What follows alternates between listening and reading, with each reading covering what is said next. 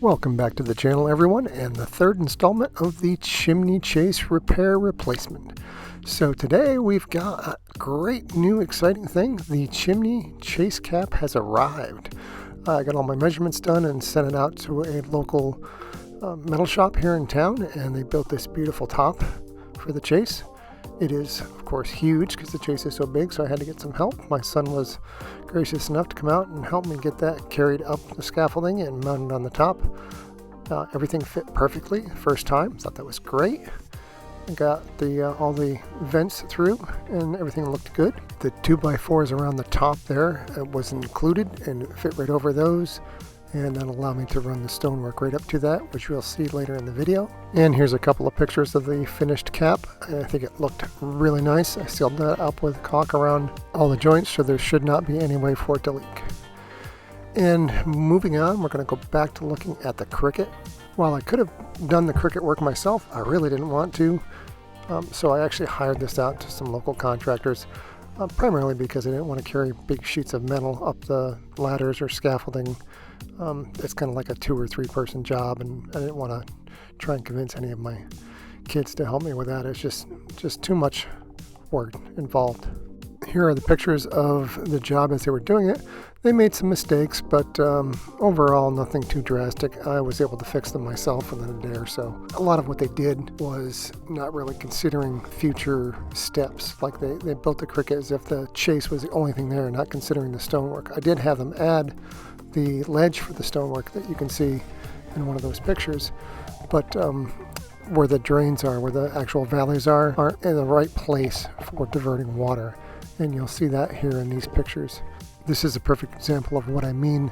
The water line is coming right to the corner, so the water actually has to run into the corner as it's draining, not allowing it to go off the roof, just running right into the stonework itself. The chimney cap is on, and I'm working on doing the mesh for putting the stones on up here. I'm hoping to do the upper part before winter, so I don't have to come back up here again next year.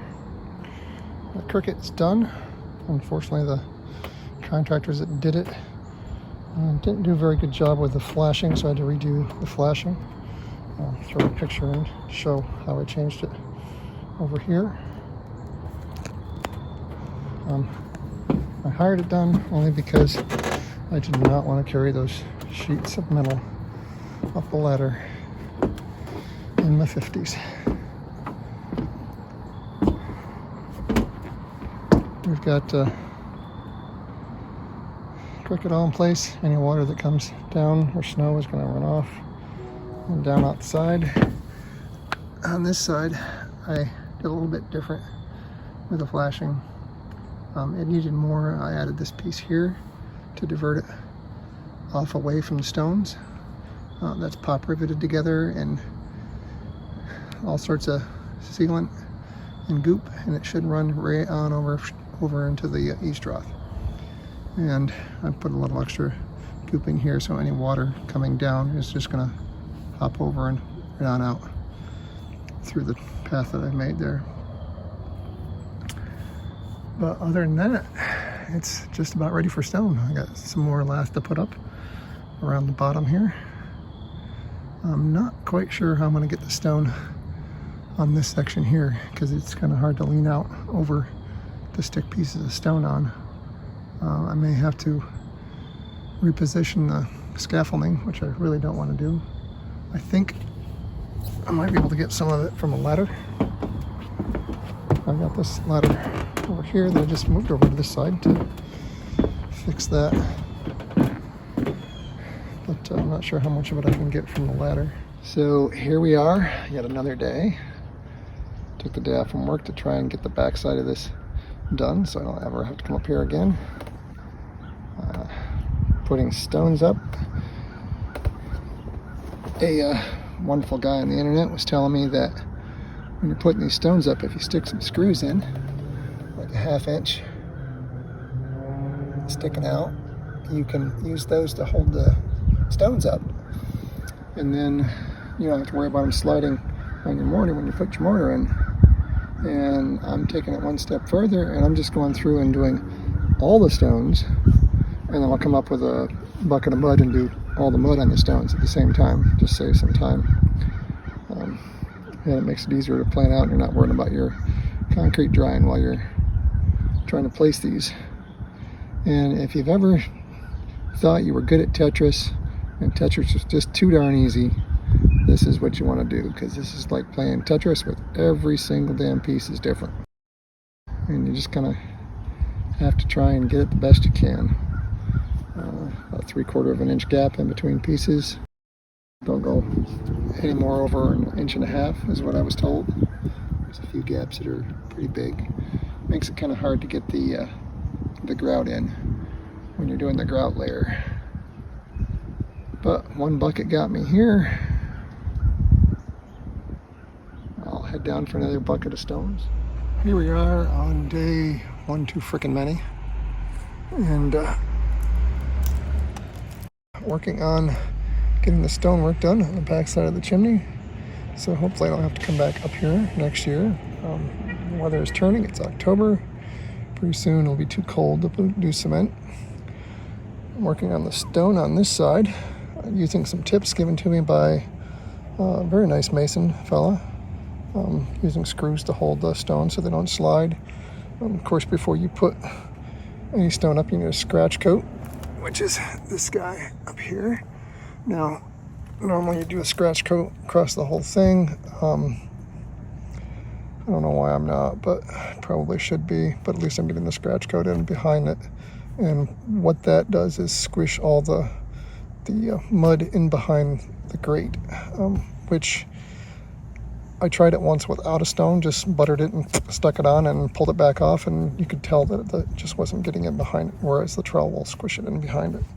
And then you put some butter on your rock that you're going to get up there,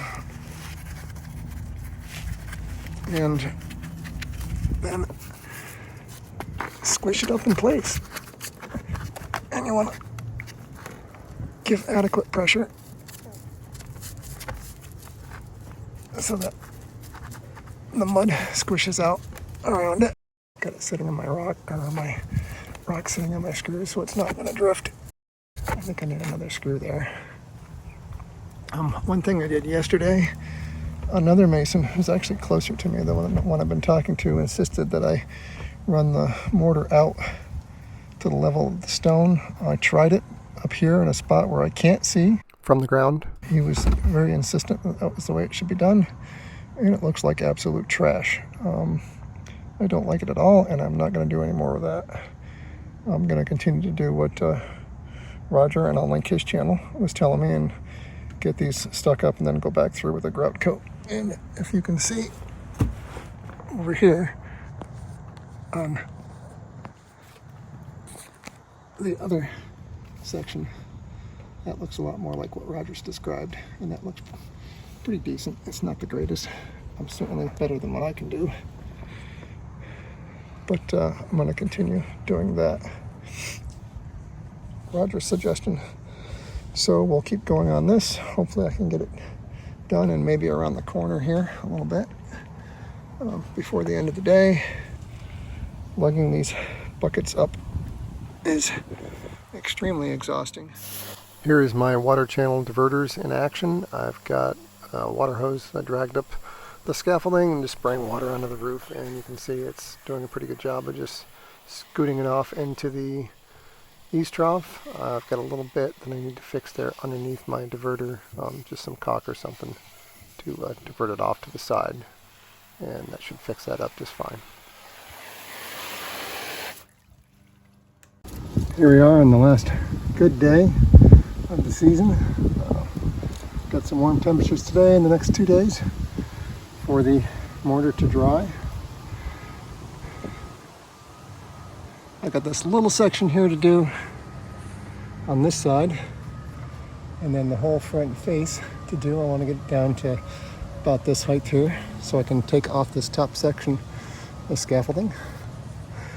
And I got to do grout, so I'm going to do as much as I can here and on the face until about 4 o'clock or so, and I'm going to throw the grout on and call it a day, and actually end up calling it a year.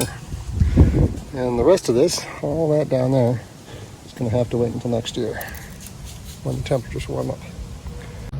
So here's a tip for you. I've got my bucket of mortar mixed up and ready for grout, using Roger's method for mixing it, and we need to fill our mortar bag now. And what I do for this is clothes hangers that you get from the store, the little clips on the side of the clothes things. I always cut those off, use them for bag clips, potato chip bag clips. Awesome, work great for that. But for this application, if you take and fold this over and then stick your bag clip over that, you can fill your grout bag without any of it leaking out, and you'll be able to carry it up where you need it, not worrying about any of that coming out of there, leaking along the way. Just a really nice way to transport that and fill it all at the same time.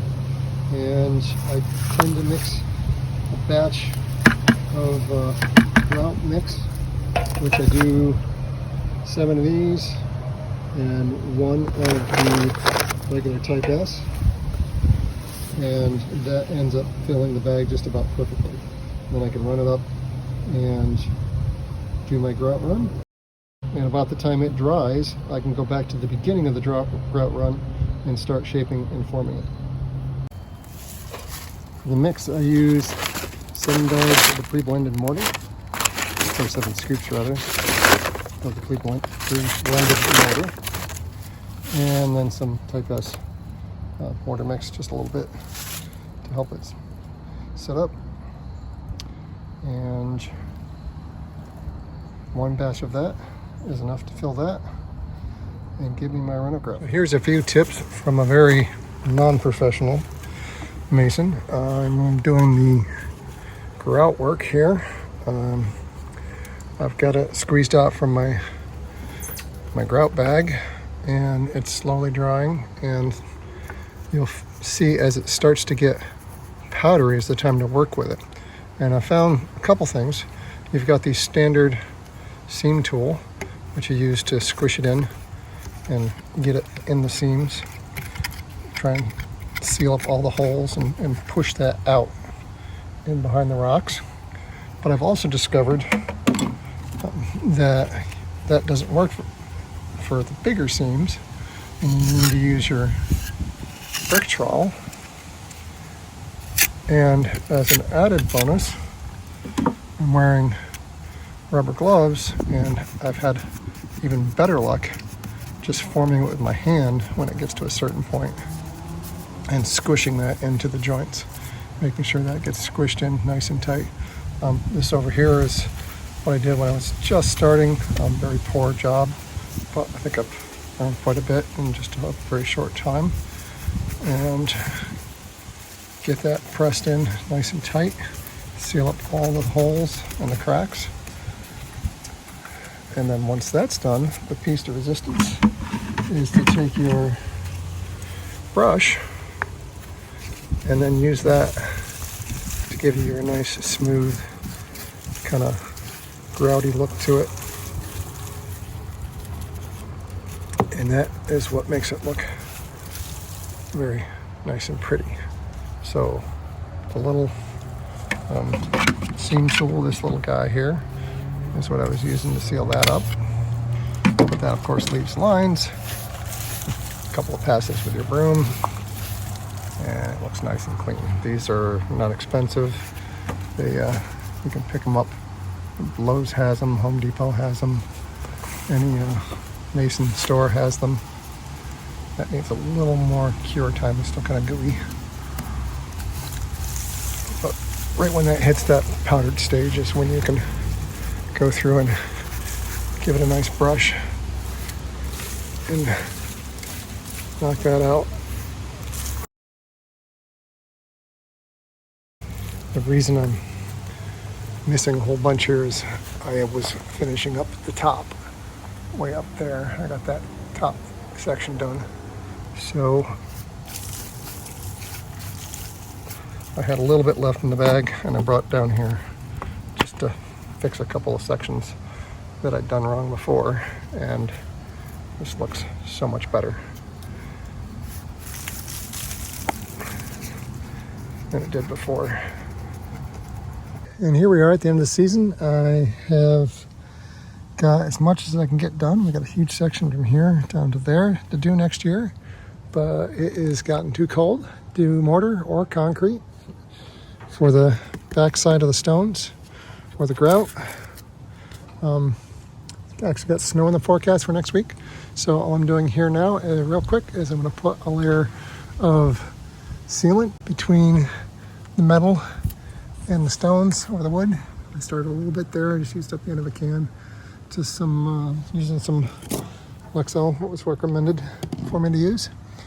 And we're going to seal up holes like that and like this, just to keep any moisture from getting in there and prevent any water from getting up in there. And once I get that done, I can move this board down and then hopefully take off this layer of scaffolding, because from this point on I'll be working down here, and I can either stand up a couple of rows down on the next section of scaffolding, ends right there, or maybe even sit depending on where I put the boards at. So with that said, we'll quickly put that on there and call it a year.